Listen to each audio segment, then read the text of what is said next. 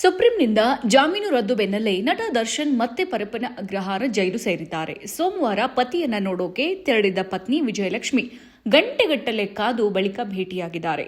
ಚಿತ್ರದುರ್ಗದ ರೇಣುಕಾಸ್ವಾಮಿ ಕೊಲೆ ಪ್ರಕರಣದಲ್ಲಿ ನಟ ದರ್ಶನ್ 2ನೇ ಬಾರಿ ಜೈಲು ಸೇರಿದ್ದಾರೆ. ಈ ಹಿಂದೆ ದರ್ಶನ್ ಜೈಲಿನಲ್ಲಿದ್ದಾಗ ವಿಐಪಿ ಟ್ರೀಟ್ಮೆಂಟ್ ಸಿಗ್ತಾ ಇತ್ತು. ಜೊತೆಗೆ ವಿಜಯಲಕ್ಷ್ಮಿ ಹಾಗೂ ಕುಟುಂಬಸ್ಥರು ಕೂಡ ಸ್ಪೆಷಲ್ ಎಂಟ್ರಿಯಲ್ಲಿ ಬಂದು ದರ್ಶನ್ ಅವರನ್ನ ಭೇಟಿಯಾಗ್ತಾ ಇದ್ರು. ಆಗ 5 ನಿಮಿಷ ಕಾದ್ರೆ ಸಾಕು ದರ್ಶನ್ ಸಿಗ್ತಾ ಇದ್ರು.